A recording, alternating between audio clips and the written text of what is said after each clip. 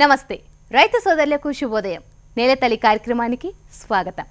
అందం, ఆరోగ్యం, ఆహారం, ఆనందం ఇవన్నీ కావాలంటే నగర వ్యవసాయం అవసరం. జీవ వైవిధ్యాన్ని ప్రతి ఒక్కరూ సృష్టించాలి. పచ్చటి వనాలను ప్రకృతి పరంగానే పండించాలి. ఆరంభం మన నుంచే ప్రారంభం కావాలి. ఇది చెబితే కాదు, తూచా తప్పకుండా పాటిస్తున్న కొంతమంది రైతుల్ని చూస్తే తప్పకుండా ఆచరణలో పెట్టాలి అనిపిస్తోంది. అలాంటి వారే మేడ్చల్ జిల్లాకు చెందిన యువ రైతులు. ప్రకృతి సాగులో ఉన్న పరమార్థాన్ని తెలుసుకొని 30 సెంట్లలో కాలానికి అనుగుణంగా 100 రకాల పంటలను సాగు చేస్తున్నారు. అందరినీ ఆశ్చర్యపరుస్తున్నారు. అందుకే వీరి విజయగాథను తెలిపేందుకు మీ ముందుకు వచ్చింది ఇవాల్టి నేలతల్లి కార్యక్రమం. ఇంకెందుకు ఆలస్యం, చూసేద్దాం పదండి.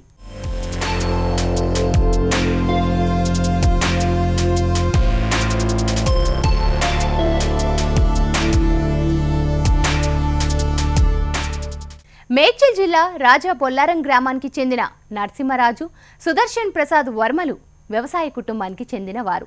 స్వతహాగా సాగుపైన ఉన్న మక్కువతో నగర వ్యవసాయం చేస్తున్నారు. సమీకృత వ్యవసాయ విధానాలను అవలంబిస్తున్నారు. 30 సెంట్లలో 100 రకాలకు పైగా కూరగాయలు, పండ్లు, ఆకుకూరలు, ఔషధ మొక్కలను పండిస్తున్నారు. ఈ పంటల సాగులో పూర్తి ప్రకృతి విధానాలను అవలంబిస్తున్నారు. నేల ఆరోగ్యంగా ఉంటేనే మనిషి ఆరోగ్యంగా ఉంటారంటున్న ఈ యువ రైతులు రసాయనిక అవశేషాలు లేని ఆహారం తినడం అందరికీ అవసరమంటున్నారు. దీనిని అందరికీ తెలిపేందుకు ఈ మోడల్ వ్యవసాయ క్షేత్రాన్ని నిర్వహిస్తున్నాము అంటున్నారు. వ్యవసాయ ఆధారంగా వచ్చిన ఫ్యామిలీ నుంచి వచ్చినండి. నేను వ్యవసాయం చేశాను. 10 సంవత్సరాలు నేను చేపల చెరువులు చేశాను. ఆ చేపల చెరువుల్లో నేను నేషనల్ గోల్డ్ మెడల్ తీసుకున్నాను. అలాగే ఐసీఆర్ నుంచి కిసాన్ పురస్కార్ వచ్చింది. తర్వాత ఎఫ్ఏఓలో సర్వే ఆఫ్ ఇండియన్ ఫిషరీస్ మీద నేను ఫార్మర్ మెంబర్గా పనిచేశాను.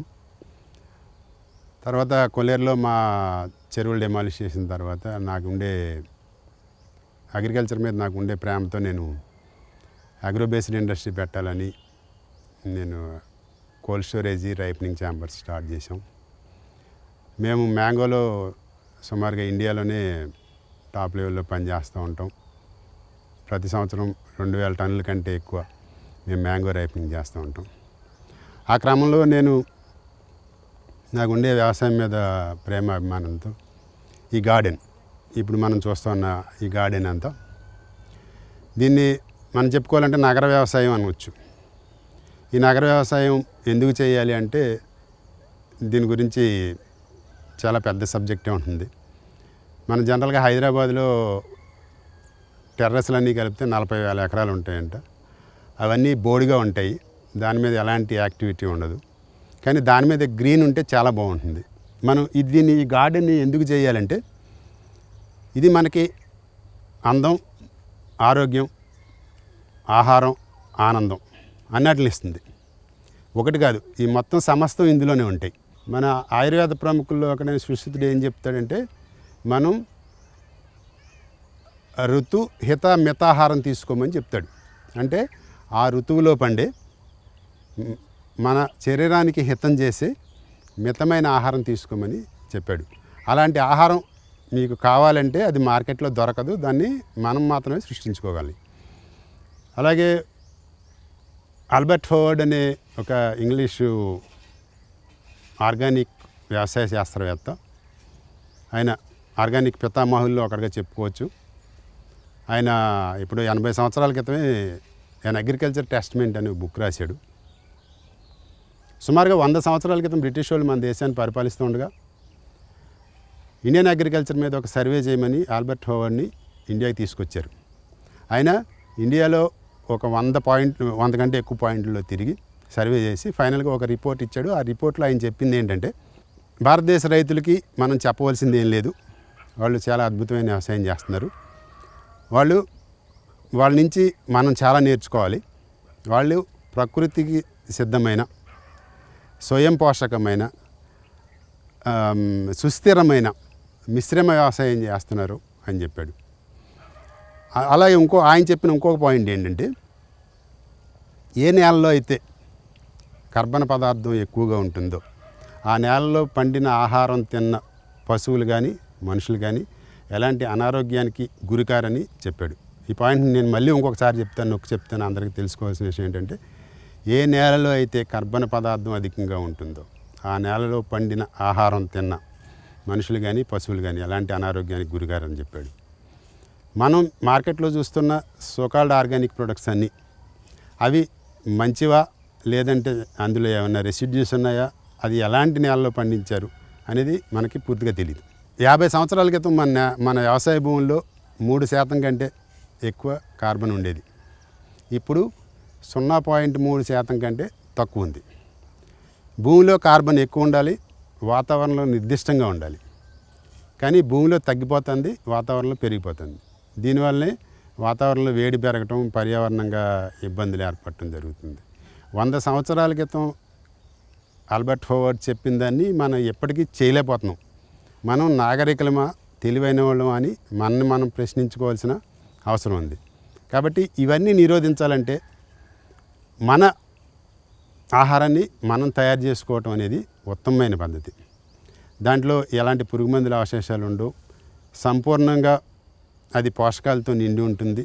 అలాంటి భూమిని, అలాంటి ఆహారాన్ని మనం తయారు చేసుకోవటం మనకి మన ఆరోగ్యానికి కానీ సమాజ ఆరోగ్యానికి కానీ చాలా హితం చేస్తుంది. అది మన దేశీ పంటలనే కాదు, ఇతర దేశాలకు చెందిన చలి ప్రాంతంలో పండే ఆకుకూరలను వీరు ప్రయోగాత్మకంగా పండిస్తున్నారు. ఫారిన్ కంట్రీస్లో సలాడ్స్లో వినియోగించే parsley, leek, kale, lettuce, dill వంటి ఆకుకూరలను సాగు చేస్తున్నారు. వీటికి ప్రకృతి ఎరువులనే వినియోగిస్తున్నారు. డిమాండ్కు అనుగుణంగా మార్కెట్లో అధిక ధరకు ఆకుకూరలను విక్రయిస్తున్నారు. ఇప్పుడు మనం ఇక్కడ చూడబోయే ఆకుకూరలు కానీ కూరగాయలు కానీ అన్నీ వీటిని ఎగ్జోటిక్స్ అంటారు. అంటే ఇతర దేశాలకు చెందినవి, చలి ప్రాంతాల్లో పండించేవి అనమాట. ఇవి మన ఏరియాలో అంతగా మనం అలవాటు పడలేదు వీటి గురించి. కానీ ఇప్పుడు మీకు అన్నీ చెప్తాను నేను ఒక్కొక్కటి.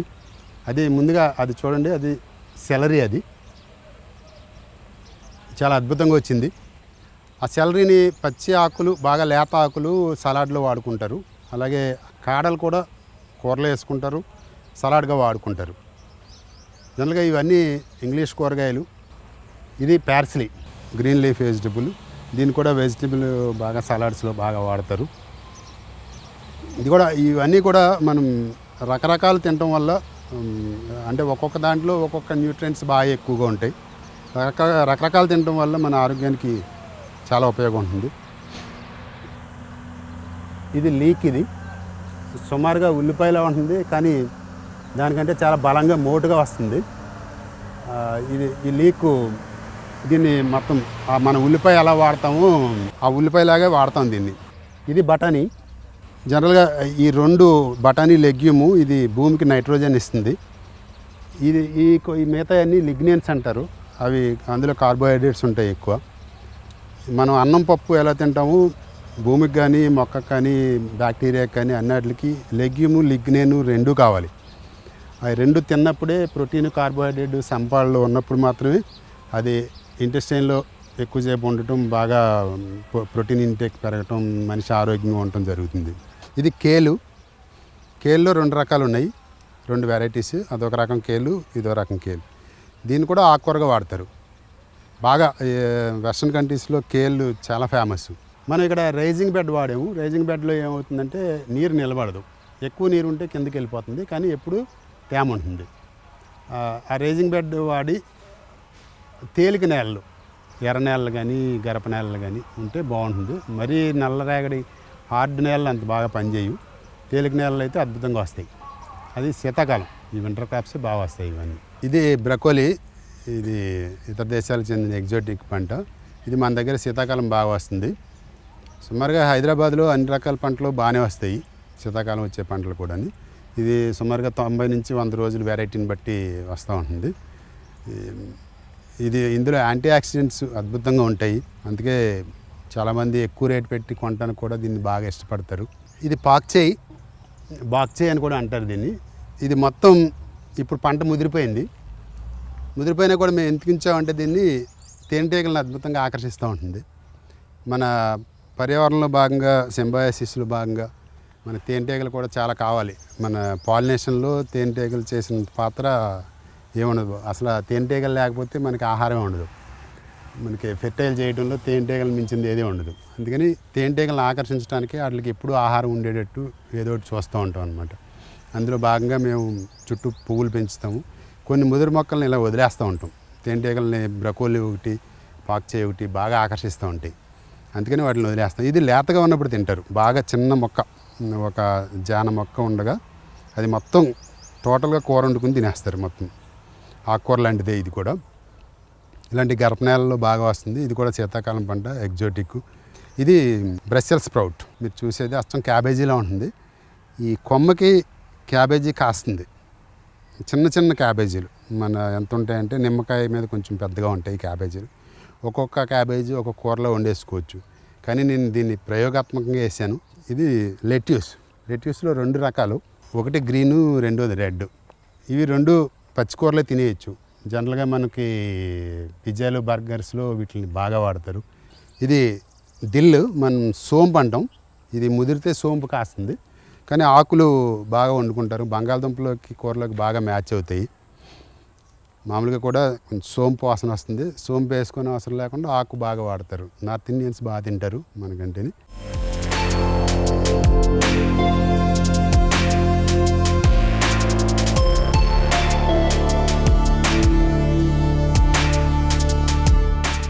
పంటలకు ఎప్పటికప్పుడు జీవామృతాన్ని అందిస్తున్నారు.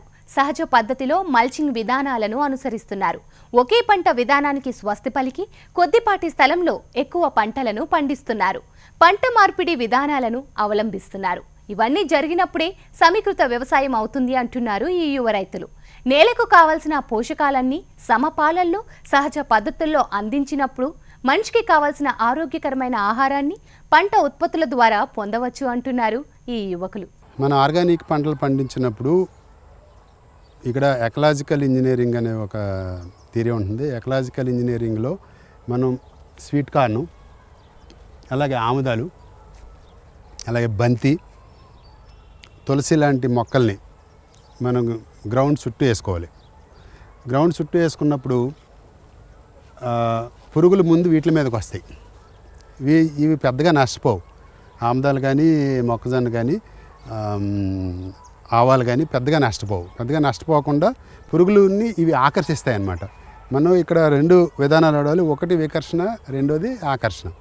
వికర్షణ చేసినప్పుడు మనం వేప లేదంటే ఆవుకు సంబంధించిన ఉత్పత్తులు వాడినప్పుడు అవి అక్కడి నుంచి ఆ వాసన భరించలేక బయటకు వెళ్ళిపోతాయి.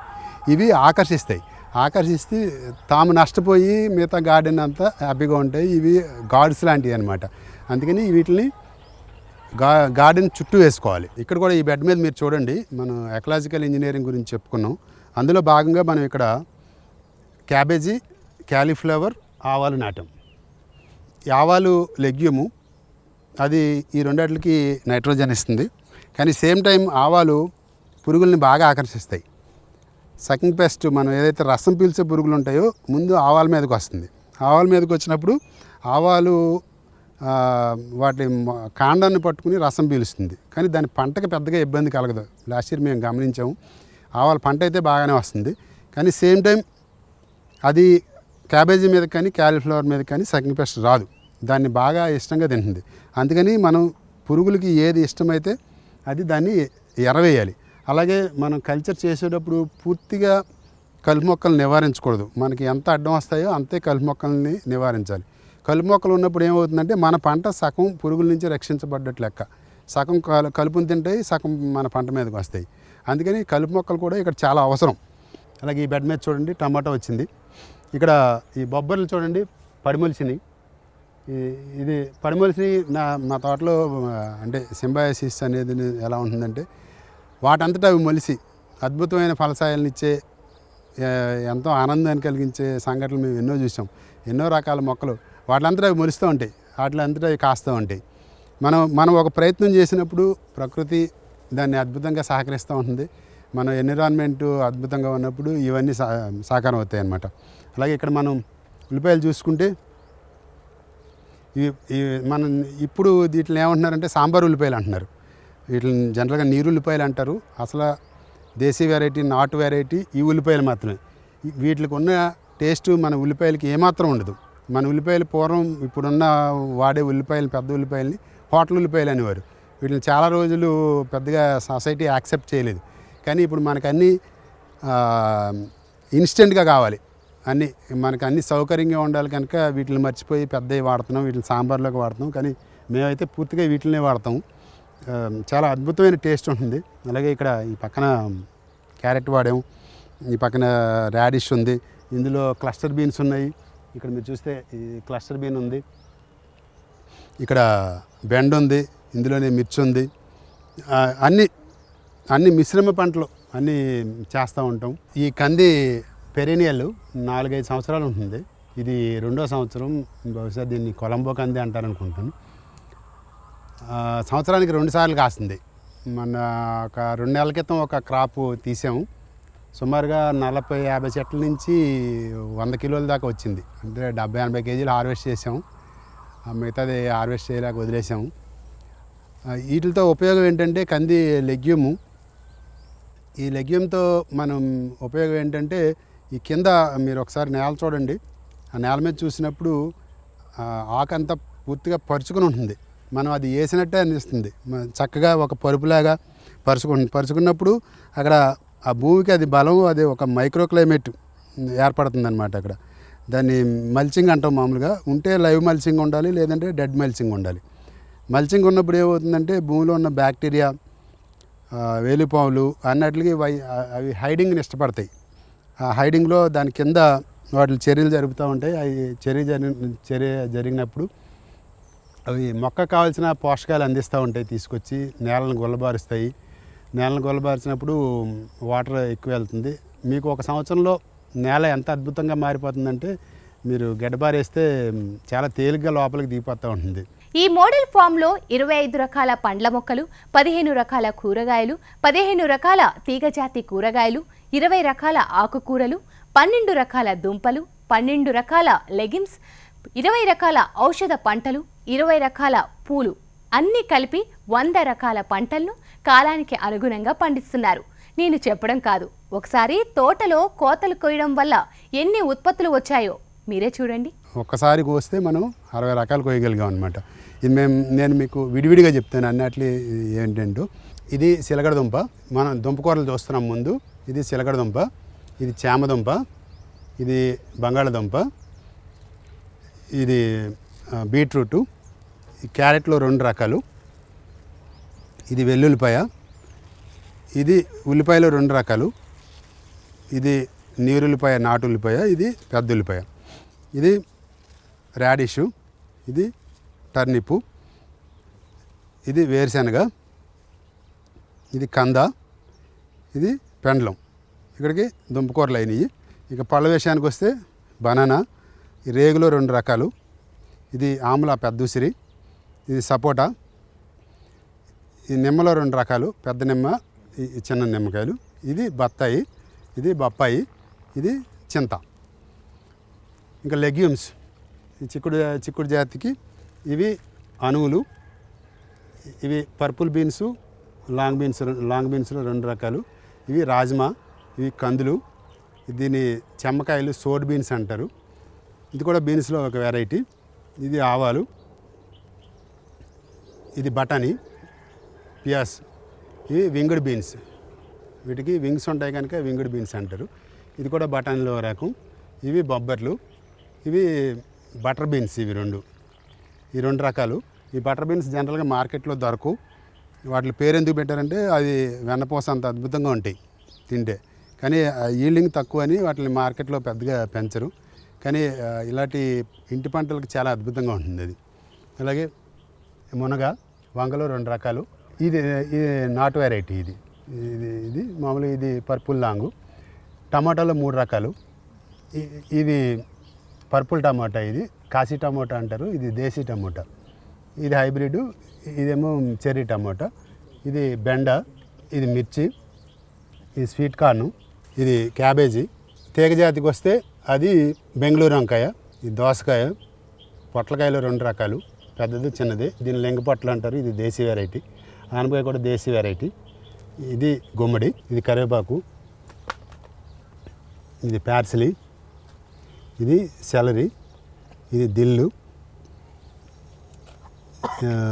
పుదీనా. మొత్తం 60 రకాలు ఉన్నాయి. ఇవి ఒకేసారి పూర్తిగా తోట నుంచి హార్వెస్ట్ చేసినాయి.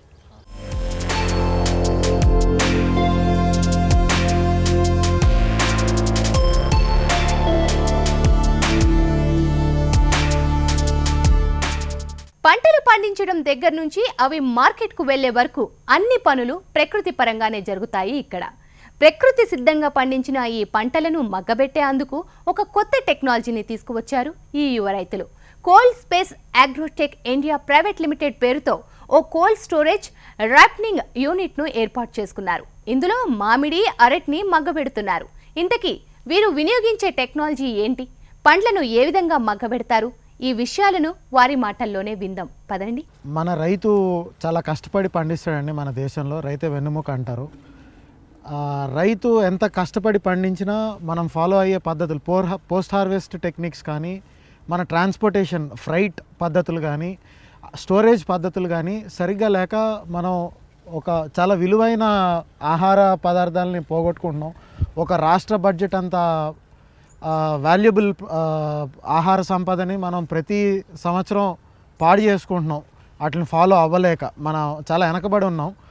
దాన్ని పైకి తీసుకురావడానికి దాన్ని ప్రాపర్గా ఇది చేసే పద్ధతుల్లో మేము ఒక ఒక ఒక ప్రాసెస్ తీసుకొచ్చాము. WHO నామ్స్ తోటి మా సొంతంగా ఇది మేడ్చల్లో cold space agrotech India private limited అనే ఒక స్టోరేజ్ అండ్ రైపనింగ్ యూనిట్. మేము ప్రస్తుతానికి అరటిపండు, మామిడి పండు అయితే బాగా చేస్తున్నాము.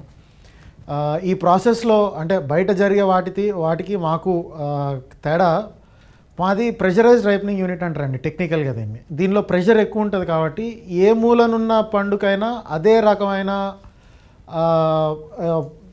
ఎయిర్ సప్లై ఉంటుంది కాబట్టి ఆ పండించడం అన్నది, ఆ రైపనింగ్ ప్రాసెస్ అన్నది మేము ఇనిషియేట్ అంటే స్టార్ట్ చేస్తాం అన్నమాట. ఈ ప్రాసెస్లో ఈ యూనిట్లో ఒక చేంబర్లో మా 9 చేంబర్లు ఉన్నాయండి, 2 స్టోరేజ్ రూమ్స్ ఉన్నాయి.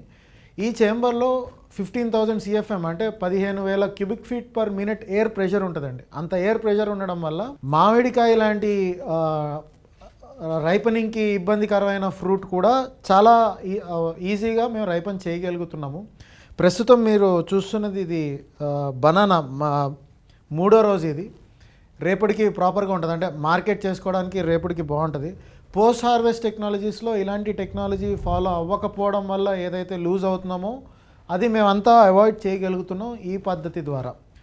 ఈ రైపనింగ్ యూనిట్ గొప్పతనం ఆల్ ఓవర్ ఇండియా మేమే ఈ టెక్నాలజీని తీసుకొచ్చి మేమే మొదలు పెట్టామండి. హైదరాబాద్లో అయితే నాకు తెలిసి ఇంకొకటి లేదు. మ్యాంగో సీజన్లో మేము ఇది 5వ సంవత్సరం అండి, దగ్గర 3,000 టన్నులు మ్యాంగో అంటే అన్ని రకాల మామిడి పళ్ళని రైపన్ చేయగలుగుతున్నాము ఈ టెక్నాలజీ ద్వారా. ఈ వెంటింగ్ సిస్టమ్ అంటారు దీన్ని. ఇక్కడ మీరు చూస్తే ఇథిలీన్ సెన్సర్ ఒకటి, కార్బన్ డైఆక్సైడ్ సెన్సర్ ఒకటి, ఒక క్లోజ్డ్ రూమ్లో అంటే కమర్షియల్ గ్రేడ్ కోసం, అంటే కమర్షియల్గా అవైలబిలిటీ కోసం.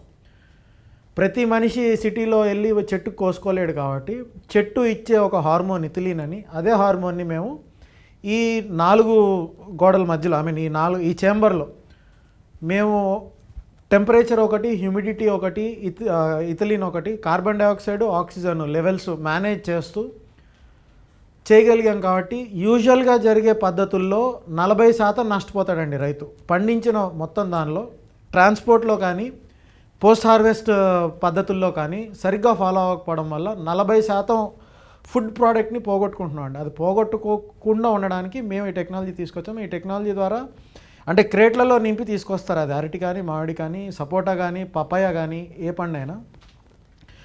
ఇలా చేయడం వల్ల మీ లాసెస్ తగ్గుతున్నాయి. అంటే మీరు పండించిన పండు నష్టపోకుండా ఉంటారు ఫస్ట్ ప్లేస్లో. సెకండ్ ప్లేస్లో ఆల్మోస్ట్ న్యాచురల్, అంటే చెట్టుకి పండితే ఎలా ఉంటుందో అదే ప్రాసెస్ని మా దీనిలో చేస్తాం కాబట్టి ఆ ప్రాసెస్కి దగ్గరగా ఉంటుంది కాబట్టి ప్రకృతి పరంగా మీరు సేఫ్. మూడోది, మీ సిటీలో కావాల్సిన అవైలబిలిటీ మీ ఆరోగ్యానికి మంచిది కాబట్టి ఆరోగ్యం కూడా బాగుంటుంది.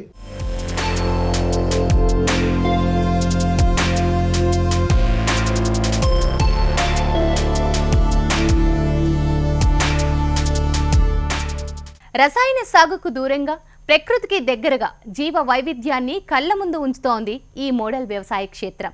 సమీకృత సాగుతో రైతుకు కష్టం, నష్టం రెండూ దరిచేరవని నిరూపిస్తున్నారు ఈ యువకులు. అందుకే రైతులు ఒకే పంట సాగు విధానాలకు స్వస్తి పలికి సమగ్ర సేద్యాన్ని చేపడతారని ఆశిద్దాం. ఇది ఇవాల్టి నేల తల్లి కార్యక్రమం. నమస్తే.